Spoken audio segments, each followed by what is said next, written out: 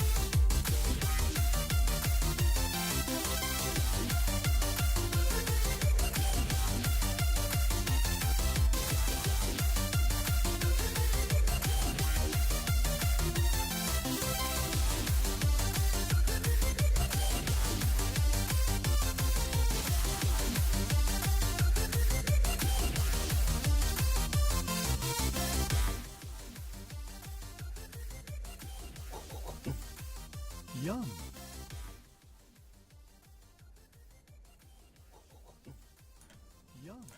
One sec.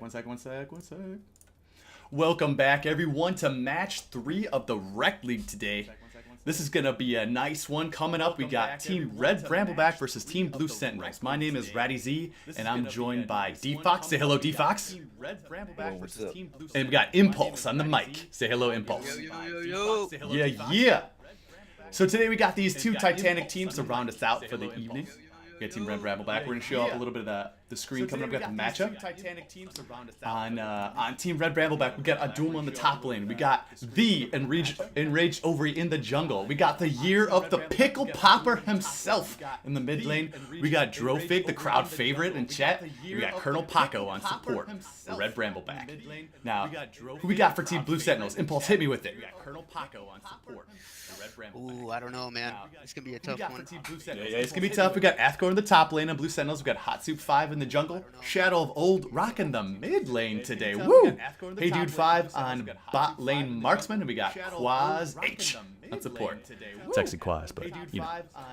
So today we're gonna get started, and we're gonna see a little bit about what's going on. This is gonna be a hype game. I love it. The battle of the buffs. Red side versus blue side. Who we picking today? D-Fox, who you looking at? I love it. The battle of the buffs. Just so you know in chat, they're saying you're echoing. But so I think the big matchup here that I'm looking at is this top lane. Probably obvious when you have a Dilma in the top lane. That matchup can be either really bad or really good, depending on if a Dilma's on your team or not. Yeah, absolutely. And he's a sick top laner. He likes to get it done. He's very aggressive, and he's very push heavy. It also looks like as a last minute switch, we're having Athkor out. He's not able to make it, and Rice is coming in on the top lane. It's going to be first time top laner versus the Dulma. This is going to be a tough challenge for him. It's going to be a difficult match. Impulse, what do you think about the matchup? Yeah. I'm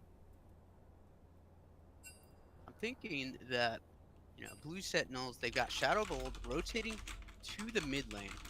A very interesting swap up against Pickle Popper. You know, I played with him last season, and he's really a force to be reckoned with. I'm really excited to see that mid lane matchup. Absolutely. And D-Fox, what are you thinking? I'm curious to see how the bot lane is going to go, just because I know Quaz is a AD carry main. And he's very good on AD carry, so I haven't seen him play much support. That said, I feel like if you play bot lane, then you can switch up those roles without too much difficulty, as long as you're comfortable on the champs. So that'll be interesting to see how he adapts to that. But I think top lane, having your non-main top laner versus a Doma, that's going to be like a make or break lane for Blue Sentinels. They need to counter that. Adoma's going to want to split push and take over the game by himself, and so they need to have an answer for that.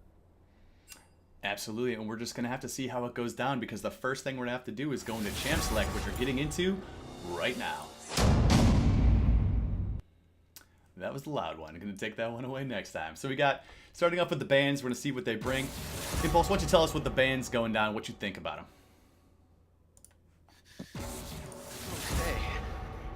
We got here the Urgot coming out. You know, last game I think they saw the remnants of last game with Shoemaker on that Urgot, and he was just absolutely devastating, and they just wanted no part of it. We obviously the Aurelia getting thrown out of here as well. Really good top laner right now. Also, Shadow of Old showing Aurelia just being a pure stud on that champion, so they got to take it away from him.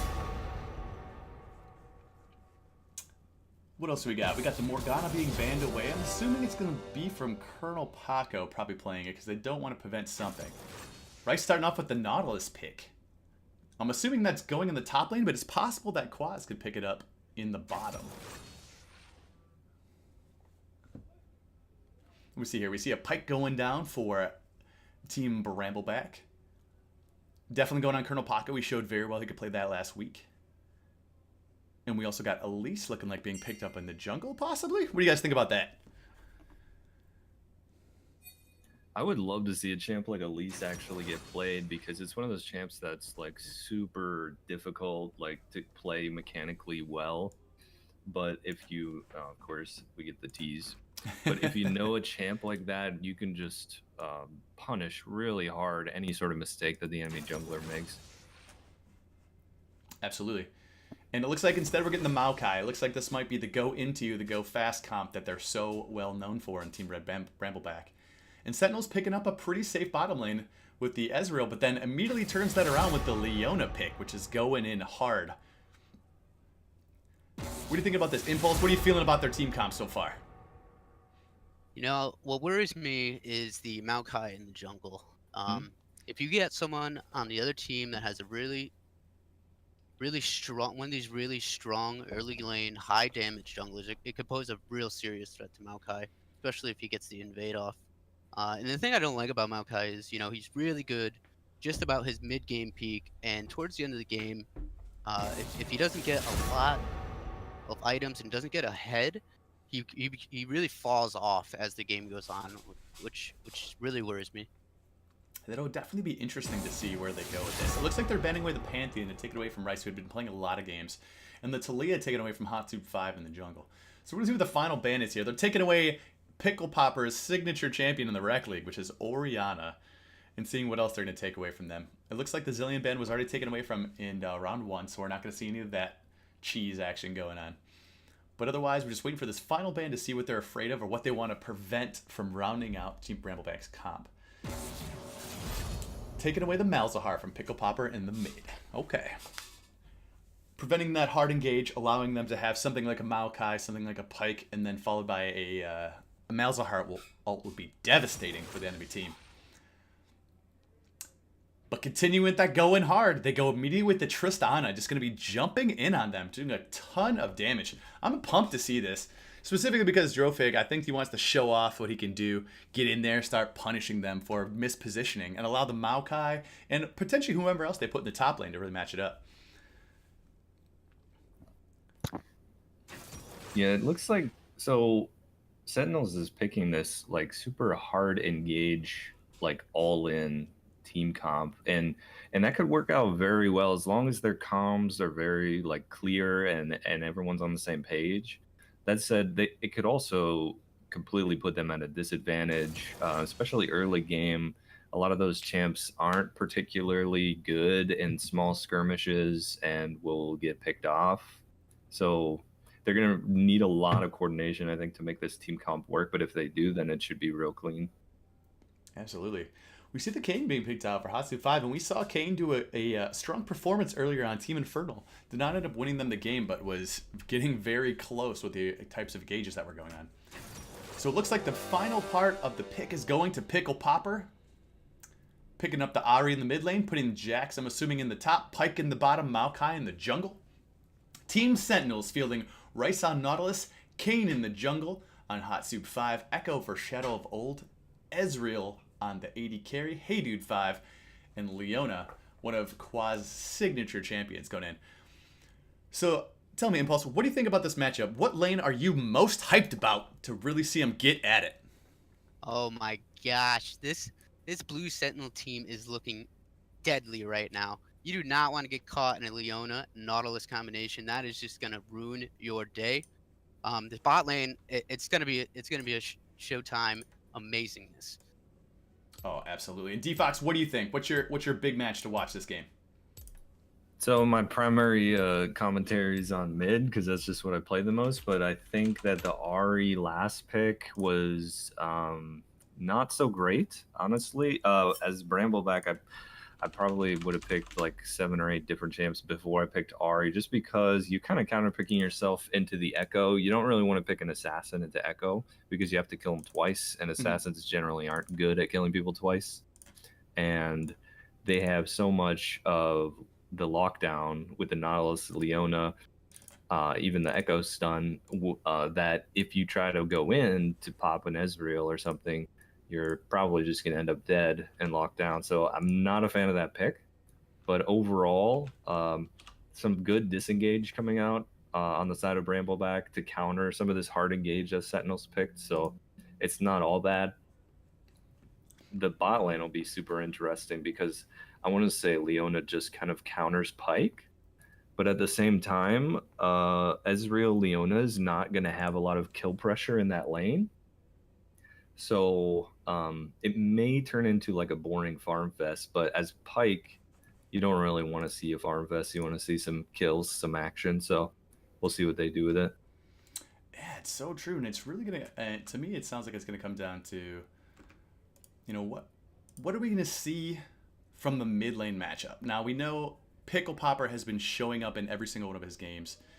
on that Ari, like you were saying, on his games. But the Ari pick into Echo, I'm really interested in that too. But the Maokai, we know in Raged Over, he likes to go fast. We know he's like a speed racer at heart on that tree. It's like the fastest moving tree we've ever seen. Probably going to see the Predator Maokai going in. So if you were watching this game, what lane are you looking to snowball if you're on Team Brambleback? And what lane are you looking to snowball if you're on Team Blue Sentinel? Impulse, hit me with some info.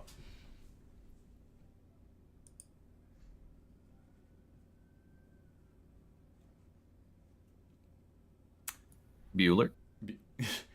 Other than that, then if I were to answer that same question, looking at the Maokai into the Jax, I think the Jax lane is one of those that you get Jax ahead, he 1v9s, right? He's so strong that it doesn't matter what your team does. He's just going to go in and kill literally everybody. But not going to have to do that because he's on Team Red Brambleback, and he's a lot of support from his team, and they're doing very well for themselves this season. Defox, what do you think about Team Blue Sentinel? What are they going to need to do in order to secure this victory? They're going to need to play these team fights really well and kind of just avoid fighting outside of the team fights. I think overall their comp is fairly low damage because Nautilus and Leon aren't really putting out any damage. I assume that Kane will want to go red, although this is a very much a comp where they could potentially set up blue Kane and just have 2 assassins diving the back line. I could see that happening and working. So yeah, I think Blue Sentinels is going to need to look for the right engages, and when they do, they're going to need to be very crisp and very clear with their shot calling and execution. Yeah, absolutely, and it's really going to come down to where we're going to see the damage from, and I'm thinking that Echo has the ability here with Shadow Volt, who's a very strong player too. If he really gets ahead on this lane, I think it's going to be very hard for Red Brambleback to stop him. With all of his ability to be mobile, his ability to be very fluid on where he wants to be. The damage he does is very deceptive, especially if they don't pay attention to where his ultimate shadow is. For those of you who are not familiar, the mid laner is a little new to the Rekt League. You'll find he's a character that is he can manipulate time essentially, and he can go back in time to a very short period. You'll see him trailing a shadow. And if you just gotta kind of pay attention to that, because at level 6, he can start going back to that, and if anyone is around him when he appears, he does a tremendous amount of damage. So this is gonna be some delightful gameplay here. I can't wait to see what these lanes are looking like. Yeah, I'm excited to see this mid lane matchup. It's primarily a skill matchup pre-6. They both have the ability to shove these waves in with their Q, and that's probably what they're going to want to do. However, they both have like insane kill pressure on each other, so it'll be very much just like a pure skill match pre-6. And then post-6, generally Echo should win, assuming that he uses his Echo or his ult in a productive way instead of just using it to not die. So in that, it looks like we're seeing a little bit of a fan out from Team Red Brambleback, but we're seeing a little bit of an engage getting set up for Team Blue Sentinels. Have we seen a Pyke yet in the Rekt League? Because that's pretty exciting. Pyke is always fun. Yeah, last week, Colonel Paco played him last week, and he did an excellent job at just bursting down a lot of people. Unfortunately, they were not able to finish it up, but the damage he put out was just incredible. And he's very good at hitting his CC. That'll be super fun to watch then, because it's like a good Pyke can definitely snowball that lane. But then with the Leona has a good opportunity to counter the Pyke. So we'll see. It should be exciting. Yeah, that is true. I mean, this is gonna be what it's all about. And we have Rice making his very difficult debut in the top lane. Adulma is not the first person you want to play when you're showing up in the first time in your lane. So we're gonna have to see if he can hold off the Jax damage that comes up. It's going to be very difficult. So we see a little bit of a slow start for Echo not showing up in mid lane, allowing Pick Popper to get a little bit of the push. As looks like we get a little bit of a red side going on. They're pretending to do the leash on the bottom. So Blue Sentinels might think that Maokai is going to be starting blue side and ending red, but in fact he might come up pretty quickly for a little bit of a cheesy gank. I think if you're Red Brambleback here, your key to victory is to just camp the top lane and get Jax ahead, and he's going to snowball really hard, especially against the Nautilus. There's not much Nautilus can do to like have any kind of major kill pressure in a solo lane, and there's also not a lot he can do to escape ganks as long as you block his Q. So I would love to see them just camp top and then let Adoma just carry the game. That's true, and it looks like he's looking to do that. He's taking a lot of damage. He's falling into a little bit of that Jax trap at the beginning, where you fight early, but a little too early. So in the bot lane, while that was happening in top, they actually level 2 just all in on this Tristana and ignited her. They forced the heal out of her, but she didn't have to flash away. So actually, they just traded secondary summoners. But she might end up losing a bunch of CS. That's true. Oh, they go in on the... Does not quite get him under tower. That was some excellent play by Pyke. And Pyke pulls Quaz back in, having to have Heydude come back up and help out. But other than that, that was some excellent play trying to get some trading going on. Colonel Pyke almost pulled him into range of tower, which would have definitely spelled doom for Leona. Would have had to immediately flashed out. But did not have to do so. Well played on the bot side so far. You know what really worries me here is that, you know, Maokai didn't get either of the scuttle crabs in that scenario, and the pathing from Kayn actually, he took his scuttle and then ran top for the other scuttle. You know, that could really set you back here. Looks like they're coming down for a gank. Quaz a little too far in and enraged over it. I think just going to waltz into his lane. Potentially flash on this one. See if we get a flash engage on. Oh, does not. They do not pull the trigger on that. A little surprising. I think they would have been able to potentially get something out of that one, but... They did get the flash out of the Leona, so I think at that point they felt it was worth. That's true. They got it for free. That's true, and the Ezreal still had both of his summoners, so I guess a flash blown by Maokai could have potentially blown Ezreal's flash, but maybe not worth for what they were going for. Hatsu 5 coming up and pushing Adolma out of lane. Right now, Rice is doing very well in the fight versus Adolma, but not doing very well in the CS just yet. He is down by 12 CS in the early game, which is... he's got to pick that up if he wants to really prevent Jax from getting far ahead. Hatsu 5 putting himself in a dangerous position here. He had to flash over the wall. He used his, trying to do the damage to Adolma. Might get it off here, but Adolma gets the kill, and unfortunately Nautilus not able to clean it up. Shadow of Old and Rice looking to follow up, but that ward going to spot them out, allowing Enraged Ovary and Adolma to walk away just safely. Barely getting away from death there, as it looks like Shadow of Old putting himself in a position. Oh, what a sneaky son of a gun. Yeah, he just, I think he was looking to see if Adolma was going to come back to lane and potentially get a little snipe kill, but he had good information now where Enraged Ovary is on the top side. I think Kayn is probably kicking himself after that play because he flashed over the wall as Maokai was rooting him, and so the root actually followed him, and that's why he died. So it was just like really unfortunate that he flashed right at that moment. It's very true, and that's the part about that matters for all you viewers at home is that Jax has the ability, one of his signature abilities is Leap Strike, which we just saw on the stream there. So he likes to dive in, he jumps to the target, he can jump to both enemy and allied targets. And right now Rice has to be very careful because Adolma has he has finished because of that first blood kill. He was able to finish his Sheen, which is going to allow him to do a tremendous amount of damage in lane. And Sheen means the next time every time he uses an ability, his next auto attack is empowered to do additional damage. And that's going to be just too much for him to deal with at the beginning. As you can see here, he's diving in, he's using his stun, he's hitting him with that 83 bonus physical damage every time he uses an ability. It's pretty fast and it's very brutal to deal with.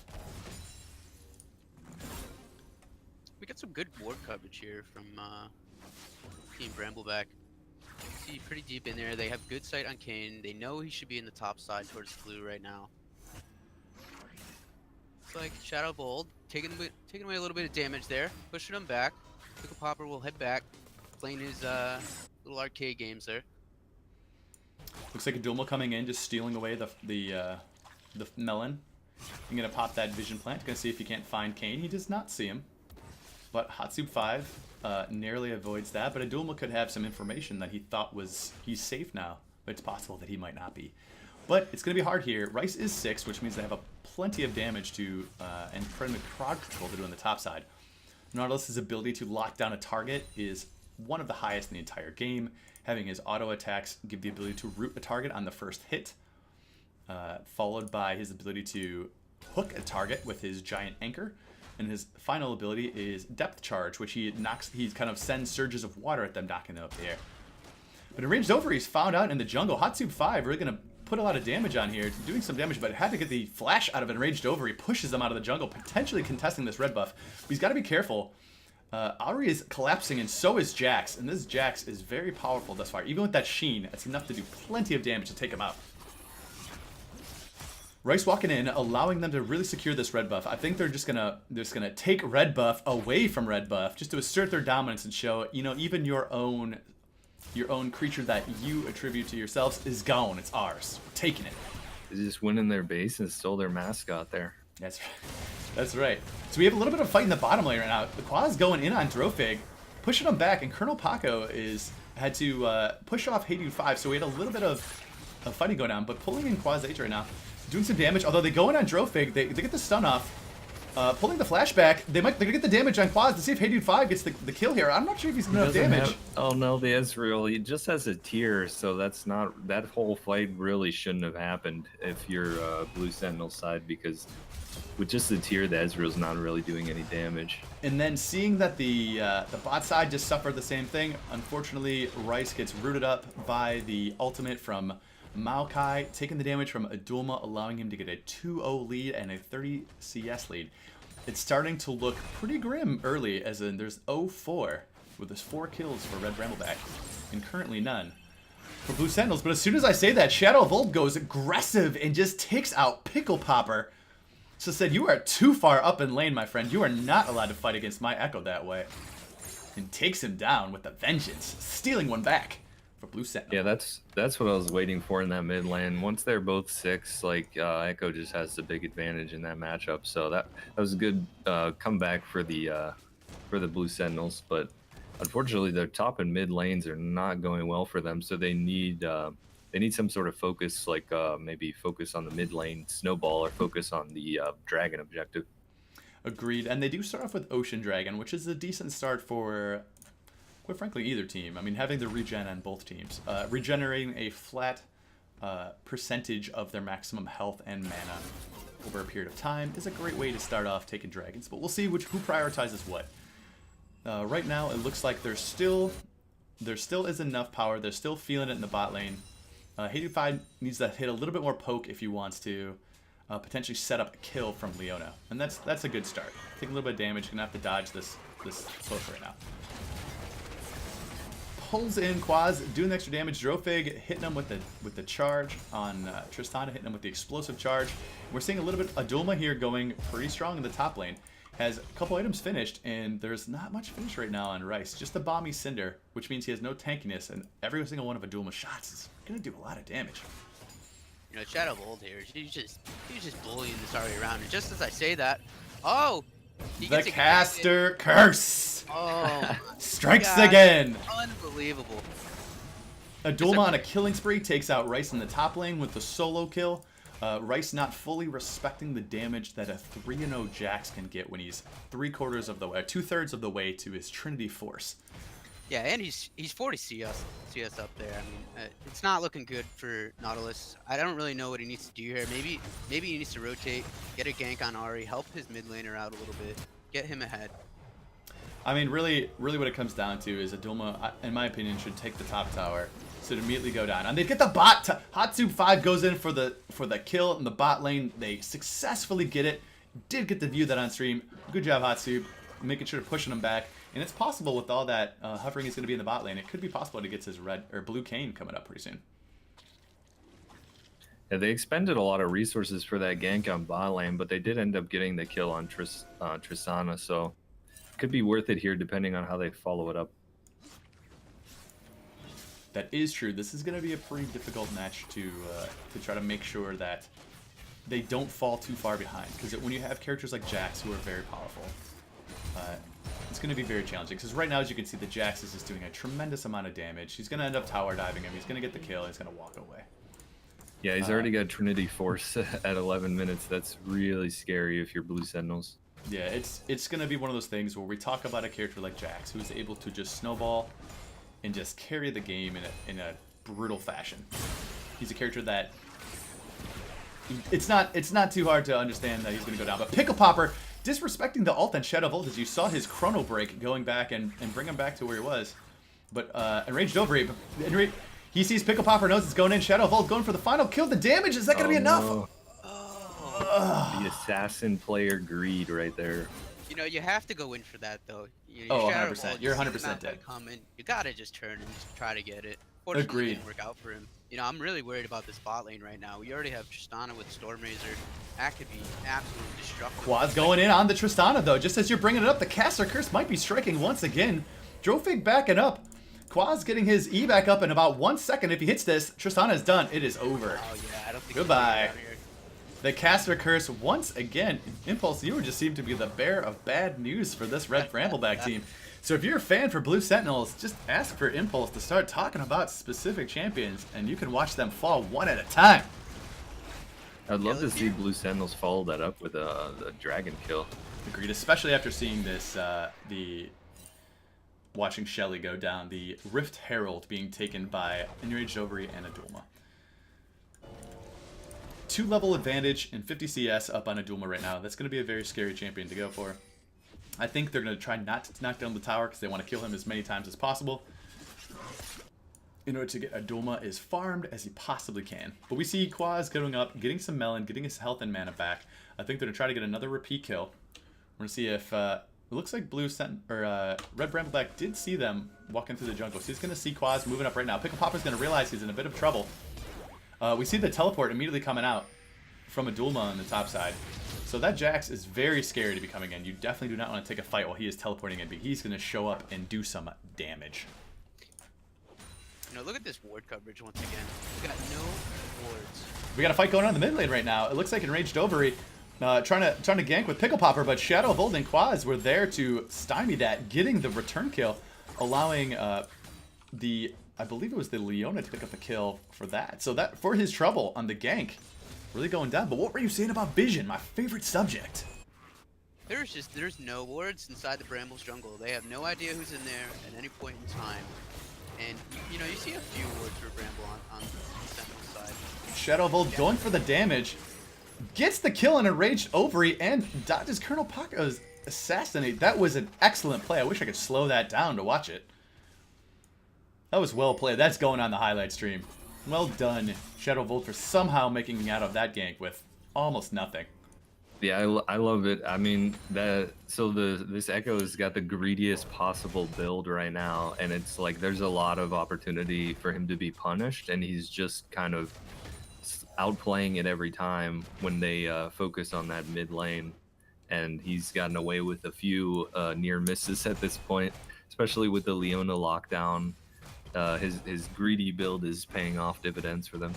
So we're about to see what happens with Rice here, because we might watch Adulma. He's going to jump in. If he tries to go for the tower dive, we'll find that right now the Kayn can show up, and with all the lockdown that Rice has, they're going to have no problem getting the kill. But Adulma, with his star sense right now, knows, not feeling this tower dive at the moment. I think I'm just going to keep pushing you under tower and forcing you to try to CS, as he gets perfect CS by killing that whole wave before he shows up. They still have that Eye of the Herald. I wonder where they're gonna end up dropping that. It's coming down close. It's about to expire. Yeah, it's got a little bit. It's got a quarter left, which is not too long. So Adulma, putting the ward down there, gonna take this pink in the jungle. Just playing it smart, playing it quietly, playing it patiently, allowing himself to farm up, as he currently has the highest CS in the game at 134. Yeah, at this point, when he's got the early Trinity and the Merc Treads, he can basically just control the entire top side of the map if he wants to, and he's got those deep wards in their jungle. Here goes Rift Herald, charging in the mid tower, and it's going down. First tower to red team, taking it in the mid. A little unexpected given Shadow Volt's play, but again, you can't always contest the Rift Herald when it comes and bull rushes one of your towers. Rice putting himself in a dangerous position here. He needs to get out of there. Oh, I don't know if he's got this. It's going to be close. Here comes the Predator. You can do this, Rice. Believe. Nice. Oh, excellent. I believed. Everyone in chat, if you believed, I want to say, type it. Type I believed if you thought he was going to make it. But other than that, we see a little bit of the mid lane moving up. Shadow of Old looking to get a little bit of return damage on this tower where possible. Not quite enough damage yet in order to one-shot the full wave with his Q ability, with his Time Winder. Throwing that out there, usually at, I thought it was at rank 3 with a little bit of AP, you'd be able to full one-shot the minions. But unfortunately not the case. Although it looks like they did a straight tower dive, almost tower diving and killing Drofig in the bot lane. A little bit of Kane showing up and doing a gank that was successful, but Pickle Popper here waiting in the Pixel Brush, seeing if they're going to do cheekiness, but Quaz just sniffing out the pike and not allowing them to really get what they want. So they might get started on the dragon here. We're going to see if they can test this. As we see, it looks like they're not going to do so. We see the pike kind of hanging out just in case anyone wants to do anything, but it looks like they're just going to let it go. Yeah, I like that decision to take the dragon, get the vision bot side, because they're kind of just completely bullied out of the top side of the map. Trying to outplay Pickle Popper right now. Oh, they're going in. He gets baited, and Quaz comes over the wall and gets the kill. Hatsu 5 actually gets the kill with his ultimate. Shadow of Old once again getting out by just the slimmest of margins. Quaz getting the final kill on Rage Over Rice, putting in the depth charge in order to seal his fate. And Shadow of Old just sneaking out, using all of his mobility and forcing them into an disadvantageous fight. Taking it 2-0 in the mid turret. That was an excellent play from Blue Sentinels in order to get back some of that map control. What'd you guys think? Nothing less than Battle of the Buffs, man. This is just great. Great way to end the evening here. Absolutely, and really they just really closed some of that lead that Red Brambleback was holding, bringing it down to only 1.5k, which is an excellent job on their part, taking multiple kills in a tower. Hatsu 5 positioning himself in the top lane. It looks like somebody's going to have to get this farm on the top lane. Echo might be going to pick it up, be a little greedy. Rice putting himself in the mid lane. He still has to be careful here because he has no tower to retreat back to. And if he puts himself a little too far, we have this pike. Okay, he was looking for the hook, did not end up getting it. Rice just kind of saunters away in his kind of Nautilus style. You see him kind of like sauntering there. It's kind of nice, right?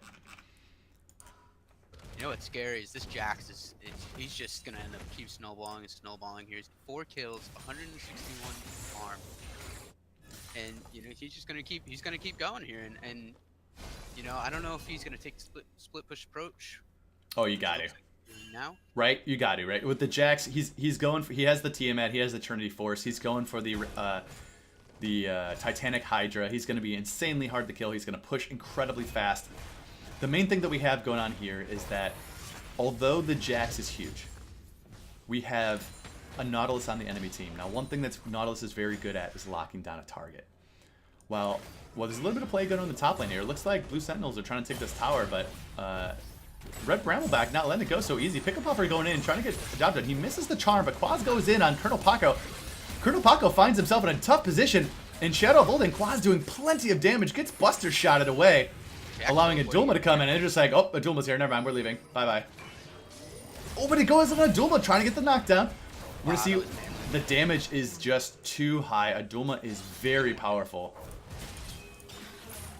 Adulma rocking with 2,000 health right now. No, not really much MR, but going in on Shadow of Old and flashes in for the kill. Gets the kill on Shadow of Old, pushing him back. Finally, putting a lot into it. Had to use the teleport and the flash in order to secure that, so he's not going to have that for future fights.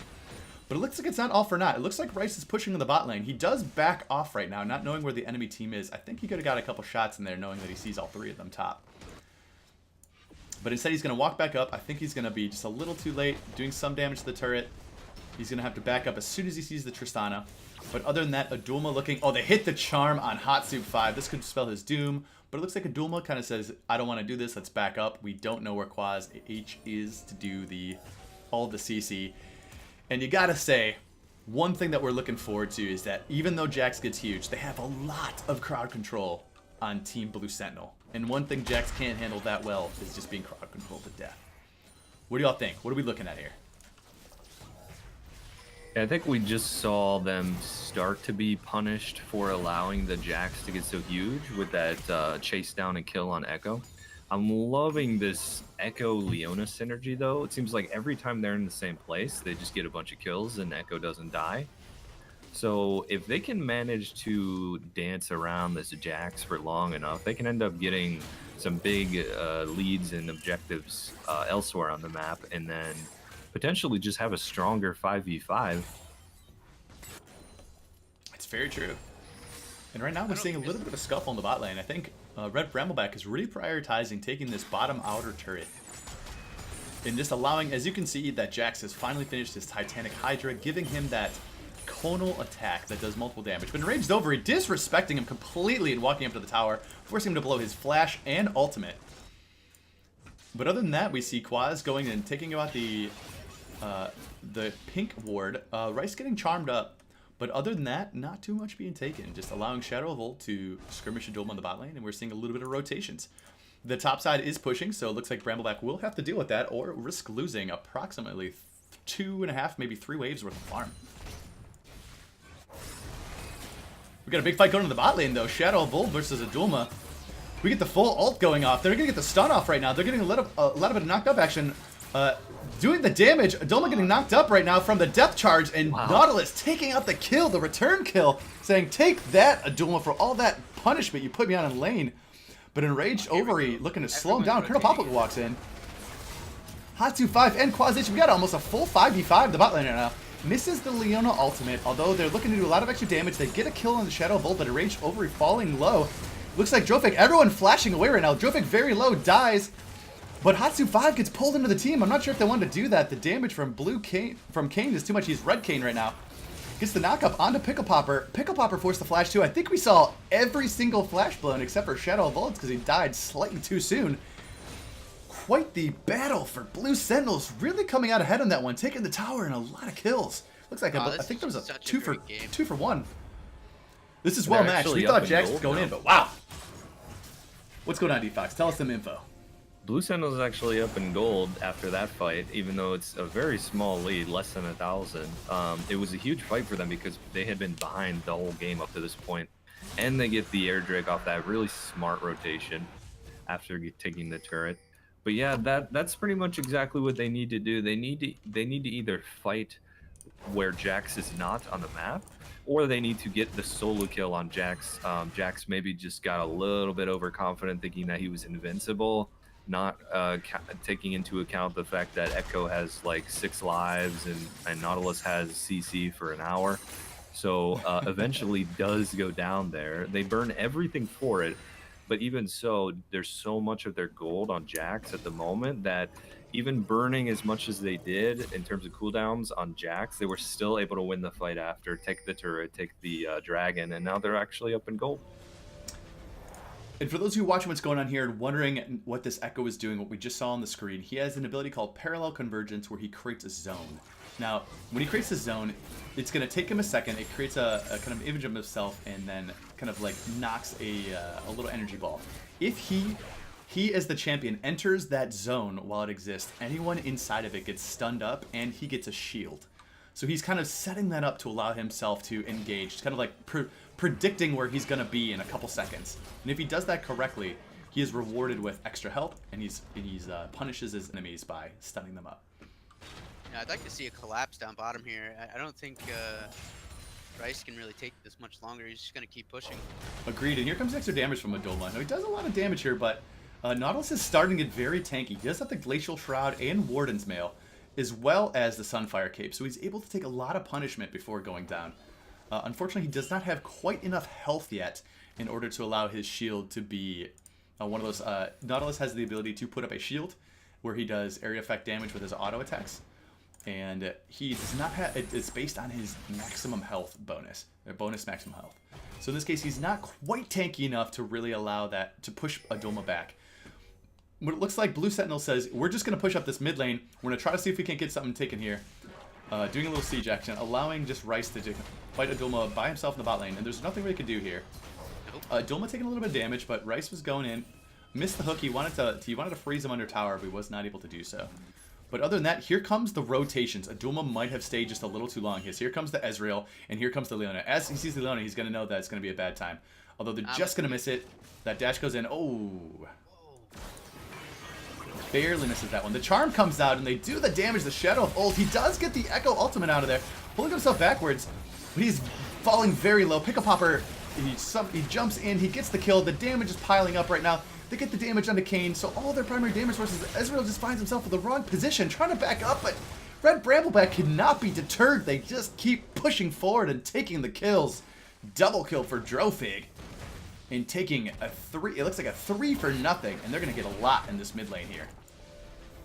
Yeah, Echo's luck just unfortunately running out there. He burned his flash and ult and everything, and they still ended up catching him afterwards.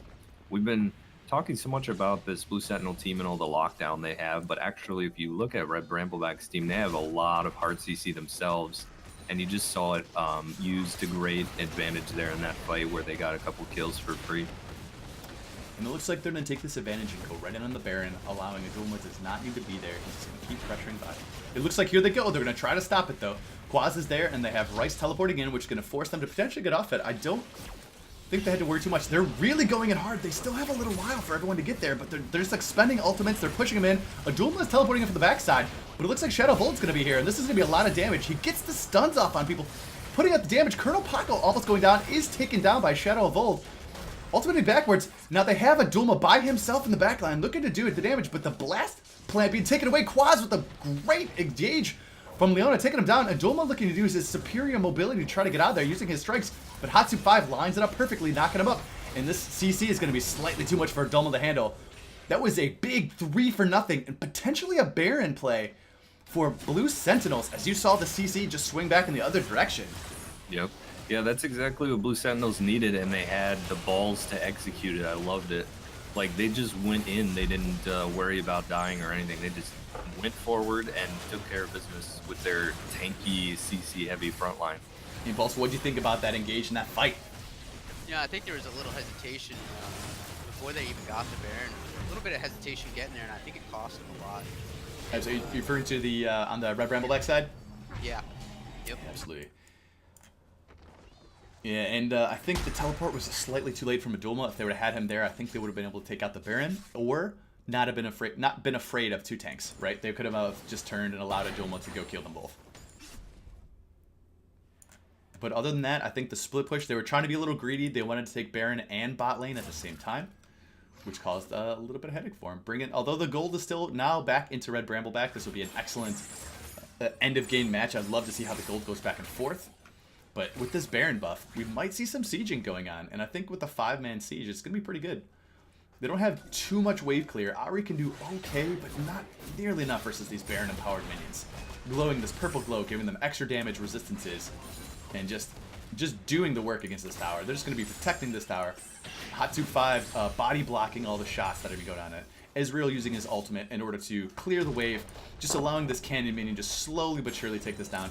And unless Red Brambleback really want to hard engage on this, they're not going to be able to do it. They pull in Rice, but that's fine. He's a tank. He just puts up his shield, as you saw there, with that extra white health at the end of it. And they just take it. They're just sieging very intelligently, patiently, waiting it out. It looks like they get that pull on the Ahri, though. Perfect route from Rice there.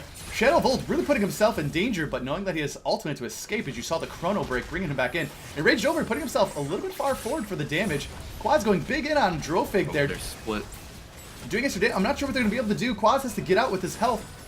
Falling low under the tower. They are tower diving right now, but they're doing the damage, and Raged Over getting tossed up. Dulma getting pushed back, and they're really just pushing them out of tower range, taking everything in their base with a 2 for nothing so far. Blue Sentinels playing with no fear. Oh, that knockup by Nautos was absolutely wonderful, and then he just led it right into Kane's knockup, and they're sitting there wondering what they could do, and they're sitting there stunned. Oh, and they get Leona engulfed, going in at Colonel Paco, taking him out. The only one left is Adulma right now. If he goes down, this might be game right here. They're fighting at the final tower, but he does so much damage. He's really taking him down. Rice is there. Hatsu 5 tanking the tower right now, but the tower is going down by the empowered minions. The Pickle Popper doing his best in the stand. They are doing a ton of damage, although here's a ton of damage here. The Maokai's back up in 3 seconds. It looks like Pickle Popper might be able to get this kill here, and if they do, Hatsu 5 taking the final tower shot, falling so low, trying to do the damage.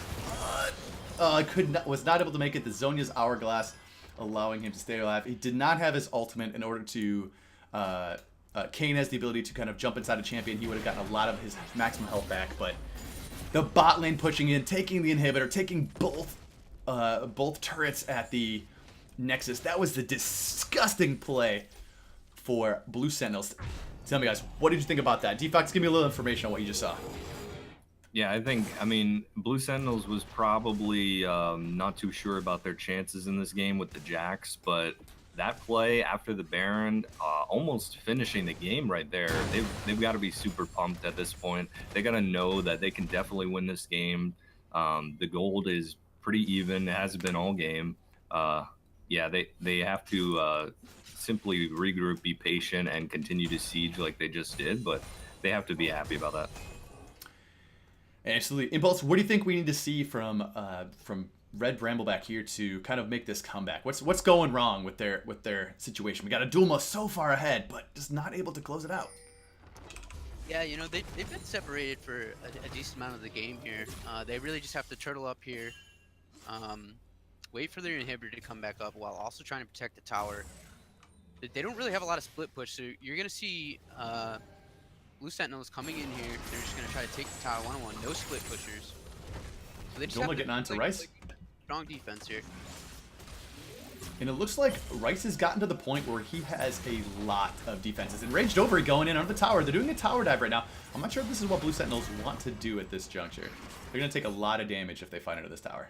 Yeah, they just need to be patient. If they overcommit under that turret, Jacks will absolutely wipe their team out, so they have to be careful.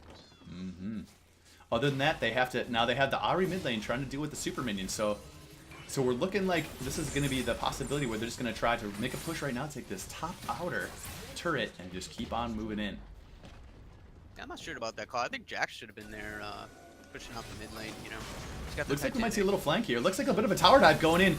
Quad's going in. Shadow of Old gets the assassination onto Drofig. And Dolma's trying to go in to do work under the tower right now. Doing their best, trying to tank it up with his counter-strike.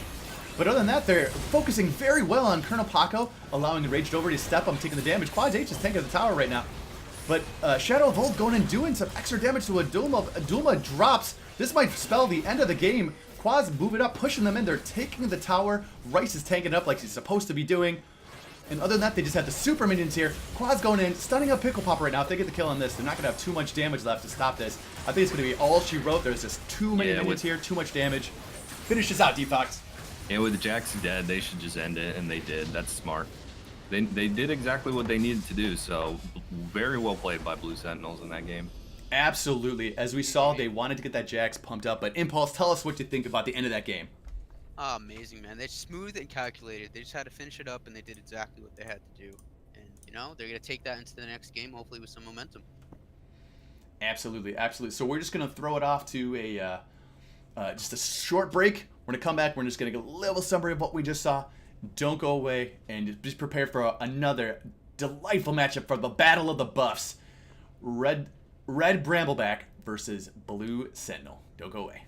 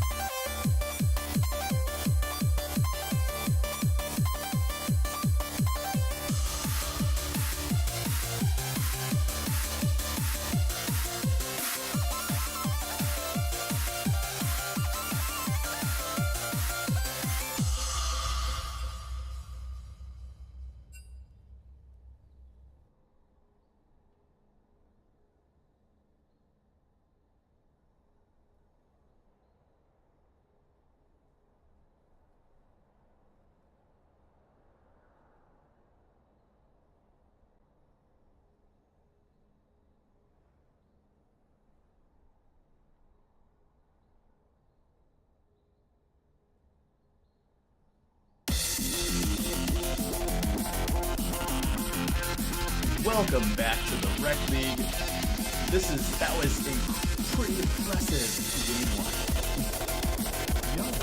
one. Other than that, so we have good to turn off that music there. So we're gonna bring it back. We're gonna think about what we just saw. We just saw Team Blue Sentinel come away with a win there. D-Fox, what do you think were some of the pivotal moments that occurred for Blue Sentinel that allowed them to take that game? I think the main thing where they were down early because of the Jacks snowballing out of control, but the main thing is they were just not afraid to take fights. They were not afraid to just go forward, engage, use their hard CC ults. And we saw that work out for them many times, and eventually just turned into them winning team fights. Once they were able to take the Baron, the game was mostly in their control. And they did a good job of being patient and closing out the game. Yeah, that's very true. And they, it was great to see Rice. It looked like if that were me in the top lane, I would have panicked. Oh no, Jax is getting huge, but he just buckled down, kept getting in the farm that he could, got his tank items, and allowed his team to really lock down the targets that they needed to. Impulse, what did you like to see from? What do you want to see from Red Brambleback this time in order to turn the tides? Just a little bit more, a little bit less hesitation and a little bit more confidence. I think that they got both the lanes ahead, and they didn't really capitalize it. They took a few towers, they moved around, and then they started separating a little bit, and that allowed Blue Sentinels to really capitalize on the separation, and they just slowly clawed their way back from that early game deficit. And I think that if I'm excited to see I hope different champions come out this game. It's tough because when you win a game like that, you always want to go back to those safe champions that you really like. But I'm excited to see what Bramble's going to come back out with here. Hopefully a little bit different. And we're about to find out. As a matter of fact, you get your wish. As we're setting up the champ select. So we started off again, taking away that Aurelia. That Shadow of Old, he has performed extremely well on Aurelia in the past. Just allowing himself to get leads that you don't want to expect. They take away the Urgot from Adulma. He's just so powerful on that champion. And Urgot's so strong right now too that's probably a must ban. Agreed. Same 3 bans. That's true. So we see the Nocturne being taken away from Hot Soup 5. We know that's a powerful champion. He likes to punish teams that are not prepared for it. We see the Singed being taken away from Adulma. Not going to have any poisonous madman running around spewing that poison everywhere, flipping people. Yuck. The Respect Echo coming in. Shadow of Old was just too strong on that Echo in the first game. Yeah, I like that. I mean, the Echo was a real big problem for them in the mid game. Like, he kept getting away with a lot of plays that he shouldn't have, and getting free kills off of it. So they just don't want to play against that, and I can respect that decision.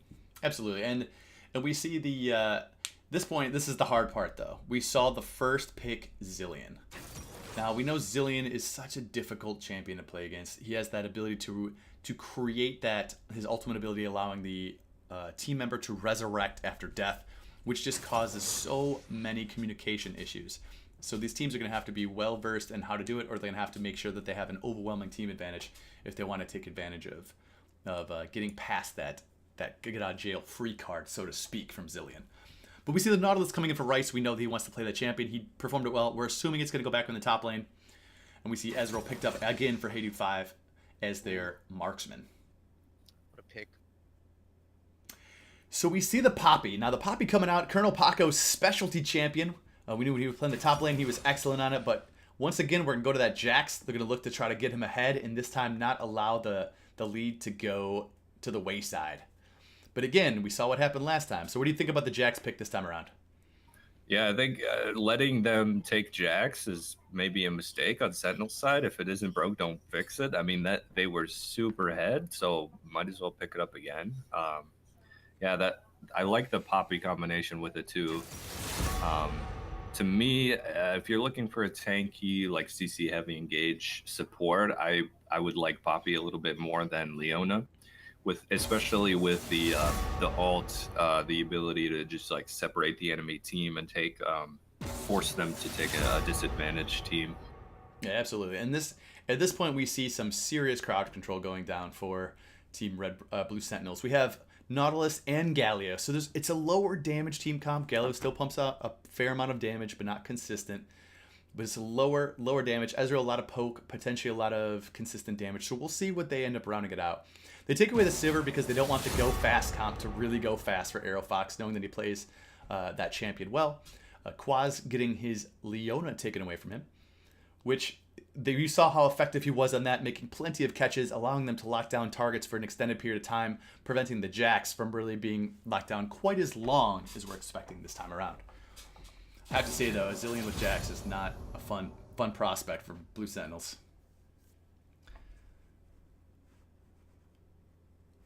So here it looks like Kha'Zix being taken away from the jungler on Hot Soup 5, taking away both his Nocturne and his Kha'Zix, taking him off both those assassin characters.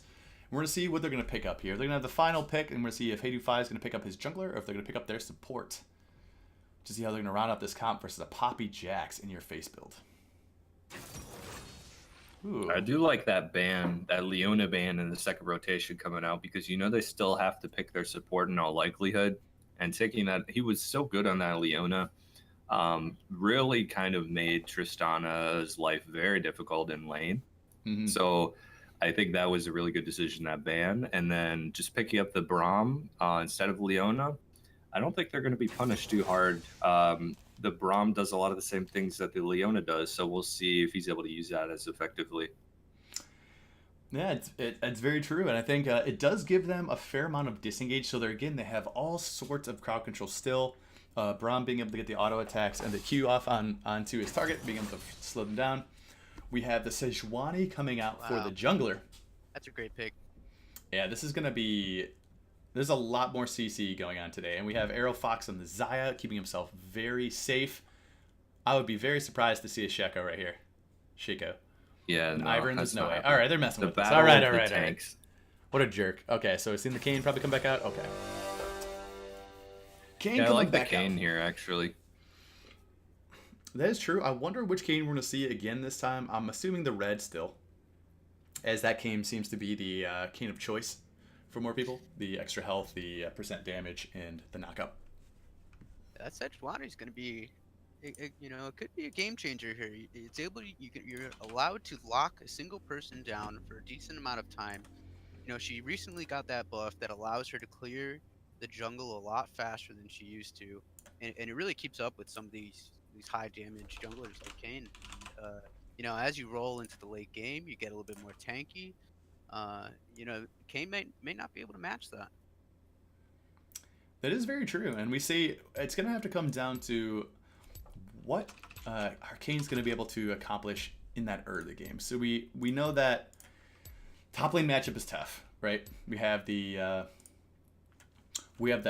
Jax on Adoma on Adoma on Jax versus Rice on Nautilus. We know that is a difficult lane for Nautilus to deal with. There's a lot of consistent damage, so that's gonna be a tough one for them to do. But what do you think is gonna happen here with our new bot lane? Right, we have Xayah Poppy versus Ezreal Braum. What are we expecting to see? Well, so the first game, the red Brambleback bot lane kind of struggled, and Tristana fell behind because with the Ezreal Leona combo that Sentinels had last game, the Leona was able to just hard engage over and over, and they couldn't really do much to punish because of how slippery Ezreal is and how tanky Leona is. So they basically just got some free kills on Trist and really punished that lane with their hard engage. Mm-hmm. This matchup is a lot more even just because both supports are tanky frontliners with some disengage, with some hard engage tools. So it'll be real interesting to see. It'll come down to which AD carry is able to position better and get those kills early to get the gold rolling. That's true. And Impulse, what are you thinking about this matchup? What are we looking like here? Oh man, I really think they have a lot of momentum over on the Sentinel side, but You know, I'd like to see Bramble come out, make some good early game plays, and just keep that momentum going. You know, don't get too sporadic. Keep it tight. Keep the good calls going out, and you know, I think they'll be able to take it away here. I think so. It's going to be an interesting one. I'm very interested to see because we know Shadow Vold plays a mean Galio as well. And Pickle Popper has been playing some very sick Zillion, and he takes the cleanse, by the way. I'm not sure anyone pointed that out. Zillion with cleanse in the mid lane, allowing himself to try to get out some of these CC chains that we could possibly see. Yeah, that's definitely a good call when you're playing something like Zillion. You want to keep yourself safe, and with the amount of CC that both of these teams are packing, the cleanse is pretty much a must-take IMO. Yeah, agreed. And really, I'm interested to see with the amount of CC, because we're looking again at the amount of CC that we have on Red Brambleback here. We got the stun from Jax, we got the stun from Sejuani, both stuns from Sejuani. We got the Zaya Root, Zillion Bombs. We got the Poppy Wall Knock, the Wall Knock, we'll say. It's charge into wall. So there's plenty of stuns on both teams. These teams are very much favoring some crowd control, and I love to see it. Yeah, we will probably see some really long, extended team fights if we see some 5v5s because both teams are very tanky and have a lot of crowd control. So there's going to be a lot of back and forth, see who can lock down the right targets and get the damage out. But overall, both teams fairly low on damage in general. So these team fights are probably going to be long, back and forth, and kind of exciting. I'm hoping the Zillion pick gives Jax a little bit more confidence here. You know, knowing that you've got potentially an extra life. You know, you can lay out a ton of damage. You got a bunch of CC on your team. You know, I really think Jack should be able to take this way. He's just got to play it the same way he played it last game, and just transition a little bit different in the mid game. And I think they got it. Yeah, that's a really good point. With Zillion on your team, if you're Jax, if you can get that same kind of a lead early, which you should be able to because it's the same matchup, absolutely he should just play completely confident in his ability to carry, diving the back line, confident that the Zillion's going to be there to ult him. That'll be a really good, especially since the Ahri was, like I said, just a really weak pick into the Sentinels team last game. The Zillion adaptation is huge, and if they play that right here, they're probably going to be rewarded for it. Welcome to Summoner's Rift. Yeah, I think that pretty much solves all of their issues, Red Brambleback's issues from last game. Instead of picking Ahri in the mid, pick the Zillion. But of course, the bot lanes are completely different in this game, so we'll see how those matchups go. Yeah, indeed. We're going to have to... Pretty cautious level 1. Yeah, I think no team really wants to give them too much of an advantage off the bat. Minions have spawned. Just allowing them to dance around a little bit. Might be doing a little bit of... work here. There's a lot of potential for a level 1 catch on both teams, so I think they're both kind of playing it safe because they don't want to give up first blood. Appreciate it. Be interested to see how this late invade of the Tri-Brush goes, if they get a bunch of free damage off, or if they sniff that out and take the other path. We didn't really miss much. It was just, didn't get to switch the window off.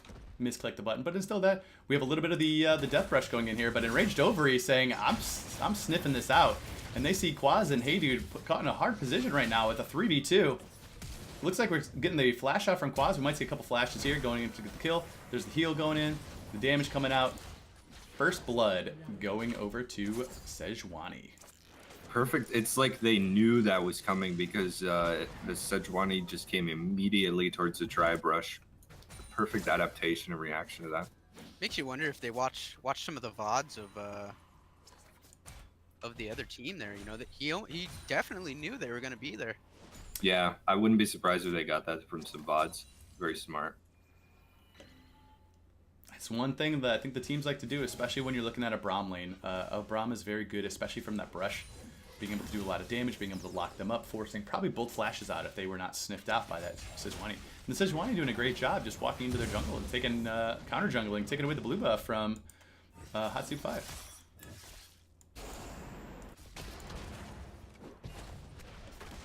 Yeah, they traded blue buffs actually. Shadow Vold putting a lot of damage into Pickle Popper, going in for the kill. Might get it with the Ignite. Final ticks coming in, 14 health remaining, does not get it. That's got to feel really bad.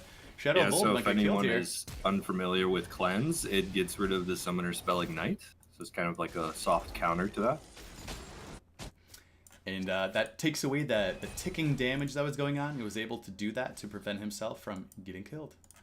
Very close there from Shadow Vold. He's got to be very unhappy with that. He could have gotten the first kill from his team there. But Hatsu 5 going in for Raged Over invade here. You definitely like to see this. The Kayn can definitely duel the Sejuani. Yeah, that was real scary. He didn't have his flash there. Surprised he got away, honestly. That's true. I think it's possible that Hatsu 5 didn't think to flash. He might have thought that he still had it. So a little bit of miscommunication from the Red Brambleback team to not give him the information he needs in order to get the kills off. I think if you're Red Brambleback, you want to look to focus on this bot lane and maybe snowball that early lead that you got. Well, I think Sejuani is already blown flash and has almost no real gank or kill pressure without that flash pre-6. Yep. And Adulma is doing his best to freeze the lane in his favor on the top side, denying a lot of farm from Nautilus, who cannot walk up and fight. Good stun into the wall. Quaz getting taken low again, getting knocked up. Does not quite enough damage to kill him this time, and Hatsu 5 is there for the kind of the counter engage. And we'll see if they step up again to do another fight, then we might see Hatsu 5 come through the wall and do a little bit of skirmishing on the bot side. Rice and Adulma trading it up. Rice kind of respecting Adulma's damage, might be remembering this last game. Doesn't quite have the damage in the early levels on that Jax to really push Nautilus around too hard, as the damage Nautilus does is plenty in the early part of the game. Hedu 5 is low on mana, but he does have these Total Biscuits of Everlasting Will, which gives him 50% of his mana over a short period of time. And Shadow of Old really putting a lot of damage on Pickle Popper, taking advantage of his mispositioning and just going in as hard as he possibly can to do it. Pickle Popper trying to trade back with these bombs, but just not... Galio has a natural shield that pops up, and it's one of those things where the damage that trades back from Galio is just not quite enough to push him out of the lane. Now my eyes deceive me here. Is that a fleet footwork on Sejuani, or do I have a bug on my screen? Definitely fleet footwork on Sejuani allows her to stay a bit safe in the jungle. Is the main thing. She's able to get that extra burst of speed and allows her to kind of stay topped up. But yeah, it seems to be. I'm not sure if there could be a better choice in there. I'm not as read up on Sejuani, but other than that, I think Enraged Over might just be either looking at some guides or just decided that he really, really wants to go fast. And Yeah, fleet maybe footwork it's is a what new we're looking secret for. meta I haven't seen lately. Typically you would just run the Aftershock. You got some good CC that you can lay out and get that big AoE damage. Alpaca going in for the extra damage right now and getting a little trade back. Quad's not letting him have it for free, although Aerofox pumping out a lot of damage in the trades as they were chasing down Colonel Paco. Enraged Over trying to show himself in the top lane, but they're seeing... They find that he's not there. He decides, I don't really want to be here versus the Galio and the Kayn. It's not going to bode well for him if he tries to keep pushing up this jungle invades on Sejuani.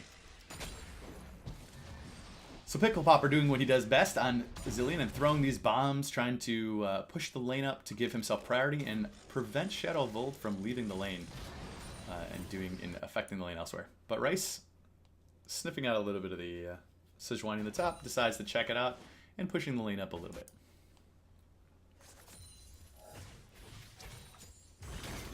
Colonel Paco going in so aggressively in this bot lane, gets a ton of damage off on Hedu 5, bringing him down to approximately 40% health, which is not going to be a lot, and allowing Aerofox to farm with impunity, giving him a bit of a lead. Looking at a lead of about 8 right now, which is not too high, but it's enough to be a great support, allowing him to really get into the battle well without taking damage. The trades are there. Yeah, that top lane, you know, it's shaping out to be exactly what happened last game, and it just looks like Nautilus is getting zoned. Jax is farming up. You definitely need some ganks up there to kind of turn the tides a little bit. Otherwise, it's not going to be looking good. That is true. Turn And the the hard part here tides, for Nautilus, nice. man. Yeah, the hard part here for Nautilus is he does have his Bomby Cinder, which is great.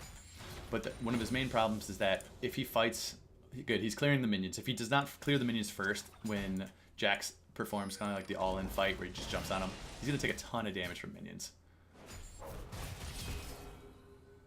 Yeah, I'm not sure how I feel about taking minion dematerializer on that Nautilus top lane, because really you don't want to push the wave at all, because you know you're disadvantaged in this matchup. You maybe take something, I don't know, maybe take like a domination tree and just like have your ability heal or something. I don't know.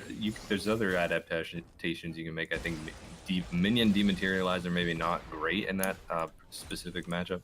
That's true. I think it'd be generally okay because it allows him to remove the cannon minions, and because oftentimes when Jax was pushing him into turret over and over again, he's able to prevent kind of the extra tower damage from coming in. But I see what you're saying. It's definitely not a great choice as far as what you want to see out of the Nautilus champion in the long run. Colonel Paco going in again on Quaz in the bot lane. They're playing this one very aggressive, but Hot Soup's showing up saying that's enough of you going in. If they get the stun off, the Keeper's Verdict knocks them back.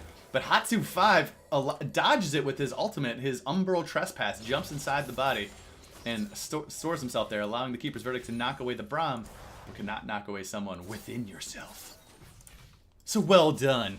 Yeah, very well played by Kane. They saw that the red Brambleback bot lane was just pushing up, keeping them under their turret, and they saw that there's an opportunity there for a gank, so just really well executed by Kane to dodge out the Poppy All with his own ult, and they had the damage to get it done.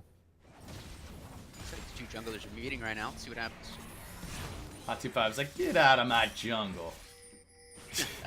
What are you doing here, Sejuani? You tank me up right now? Get out of here. I just killed one of your teammates. Move along. Hot Soup 5 really showing the teamwork he's able to pump out with Kane. The CC he's able to do. Rice getting himself in a little bit of a pickle here. Wanting to potentially try to clear this pink ward. And as you can see, Rice is being very tanky, but they don't realize the Kane is here. So they're going to try to go in, try to do the damage on Sejuani. Unfortunately, it's not going to be too much.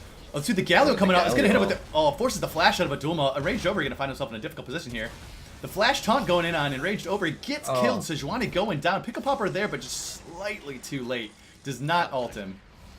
Yeah, he was in range to ult, but I just think that maybe he didn't expect the burst to kill Sejuani as quickly as it did. Yeah, I mean, Pickle Popper really good play by Sentinels. Very, very good. And that reaction time from Galio is exactly what they needed in order to turn that fight around. Yeah, good communication on their part, and the fact that Galio was already in range, or at least getting in range when he needed to be, was good heads up. So here we go again. Bot lane pushing them under turret. Arrow Fox and Colonel Paco really just doing their best to harass as much as possible, getting as much damage as they can on this turret. As you can see, it's not falling incredibly low, but they are getting some chip damage, which means every time they can come in, if they can throw 1 or 2 auto attacks on there, slowly but surely, they're going to take down that tower. But a giant wave for Adulma on the top side, really going to snowball his creep score at this point. 89 to 56, he's going to get... quick math is going to look like about 10 minutes here. Hey dude, 5 kills. Aerofox in the bot lane. It looks like they had an excellent engage from Quaz. It looks like they blew their ultimate on him, so he was able to jump in. Oh, they have a little bit of fight going on in the bot lane. They have 3 more showing up. Hot Soup, Quaz, and Hey Dude getting a little skirmish action. Colonel Paco brought low. Kind of unexpected. They being pushed under tower the whole game, perhaps up their aggression, but Adulma really looking to do a lot of damage here to Rice. But Adulma, this is where he has to be careful. Can't take a prolonged fight in the minion wave.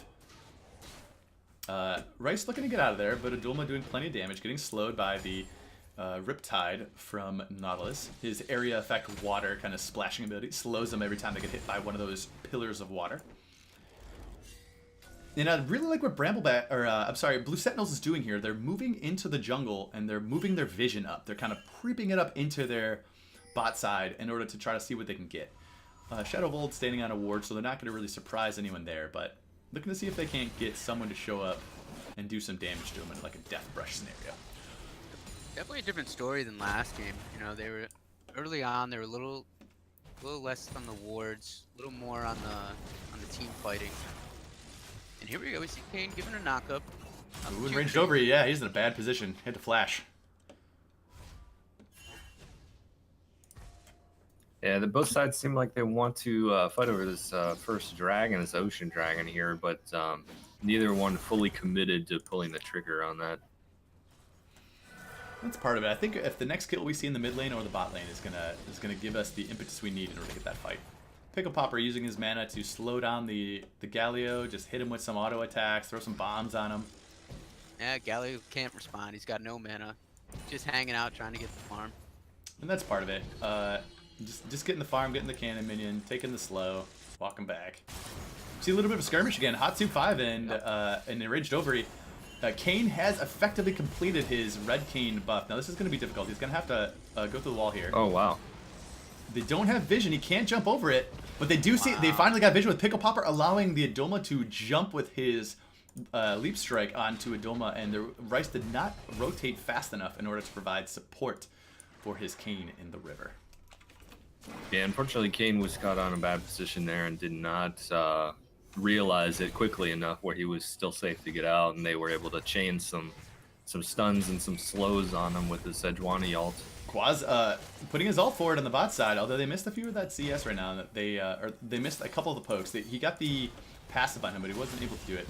And it looks like Shelly going down and Raged over, picking up the Rift Herald in the top side. I think Rice should just be cleaning this ward up if he's doing his business, but he just kind of like waddles around looking to pick up that CS in the top. Name of the game is objectives. You know, when you capitalize on those small little things, they just get you ahead and help you push the momentum in the opposite direction. That is true. And so we got Rice just trying to get some parity in the top lane here, looking to keep it even as best he can, trying to catch up on his farm. Shadow Bold came back with a tremendous quantity of mana. He's going to be pushing this wave up non-stop. He's going to be walking, potentially looking for a bot side gank here. We do see Kane in the top. Rice, they unfortunately I'm not sure how Adoma knew what was going on, as there is a pink ward on that brush. I think he just felt it. He was just like, you know what? I'm up here for a while. I can't. Where do you guys think they're going to drop that Herald? You know, what's the most optimal spot for them to put that? It's really going to come down to what the next gank is. I'm expecting, as we see Enraged over kind of walking, like drifting towards that bot side, I think he's going to try to take the red and then he's going to go bottom. They're going to try to get a gank off and drop the Herald on the bot side. I don't necessarily think they need to do that. You know, the optimal point is always mid lane if you can get that broken open so you can really start getting wards all over the map. But what do you think, T-Fox? What are you expecting from Enraged over here and his Rift Herald eye of the Rift Herald? Yeah, I mean, bot turret looks like it's the lowest, but I would like to see mid turret go down just because of the map pressure and map control it gives you. It looks like a big fight is about to happen in bot lane. Yeah, he's TPing down. But really, it'll probably come down to wherever they get the opportunity to drop it and know that they can get a free turret off of it. Because first turret is still up for grabs, which is a big chunk of extra gold. So I think wherever they get the opportunity, they'll probably just drop it. So it looks like they just decided, that's okay, Adoma, you can take the top tower. We're putting all 5 of us bot side. We're taking this first dragon and potentially going for that. Wow, that's stun. Wow. The 3-person stun on Pickle Popper is plenty of damage. Yeah, you know, Jax can't do anything here. He doesn't have any he doesn't have a teleport to get there. Galio just doing a tremendous amount of damage, pushing them off. The red team takes the dragon pretty cleanly in this case. Shadow of Old getting a little bit of pincer attack going, and it looks like Colonel Paco finding himself in a bad position, getting knocked up, but he gets Zillion ulted. The Galio heroic entrance knocks up Enraged over. They're getting pushed back. The 3-person taunt, they're going to be cleaning up this fight. They get a 3-for-1 so far. But the damage is low. Pickle Popper feeling very healthy, but Quaz is not looking so good. Everyone walking away with low health bars. And Adoma just going to say, that's fine. You guys take the dragon, a couple of my teammates. I'm just going to keep pushing this top tower, and you're going to have to deal with it eventually, or I'm getting your inhibitor. Yeah, it's exactly what we were talking about before the game. Those long, drawn-out fights because everyone's really tanky and not a lot of damage going around. Zillion almost cleaned that fight up if he would have had... if he would have gone like a slightly different build path instead of this Roa tier build path, which is very low damage early on, then he might have been able to clean up that fight. But yeah, that team fight lasted a long time. The Zillion all coming out on Poppy, and so Poppy living 2 lives. Adulma knows this is going on right now. Topside. Yeah, he wants to get out of there. He probably will be able to if this Braum can land his Q, though. There it is. Oh, the Damage. 1v2. The damage going in. Gonna have to ult. It's gonna go down. Oh, Triumph coming in huge. Wow. He gets away. Kills the correct target. All the damage coming out from the Kayn at the moment with the warrior enchant on his abilities. There's that Herald middle you were talking about. Yep, the pressure that that Jax drew, the 2v1 top, means they get a free opportunity to herald down this outer mid turret, and they take it very decisively. Colonel Paco going in. They're doing a lot of damage to Rice. Rice is not tanky enough yet to really absorb all the possible damage that's going on. Now, as we see, Adulma taking both the top outer and the top inner turrets, leaving just a shell of their former selves in the wake. He's going to rotate to the bottom side and do the same thing. Take the bot and take the bot. So what they're looking to do is that they want to accelerate this gold lead. They really want to blow it open. They need that extra gold by taking those turrets, providing gold for the rest of their team. And now we got to see how Blue Sentinels responds to this match. What are you thinking? What does Blue Sentinels have to do in order to wrestle back this money? They're actually not very far behind, and actually, if you look at the individual players, Hey Dude 5 is really ahead of the Zaya in terms of items because of the extra kills. So, yeah, we expected the Jax to get really far ahead, and he is. The other lanes are pretty even with the exception of that 80 carry difference I just talked about. Galio in the mid. So, yeah, oh, big fight here. Galio just getting picked out. 4 people in the mid just CC'd, chained him. Colonel Paco into the wall, and Raged Over committed his ultimate. Aerofox committed his ultimate in order to just provide the extra feathers required in order to root him up.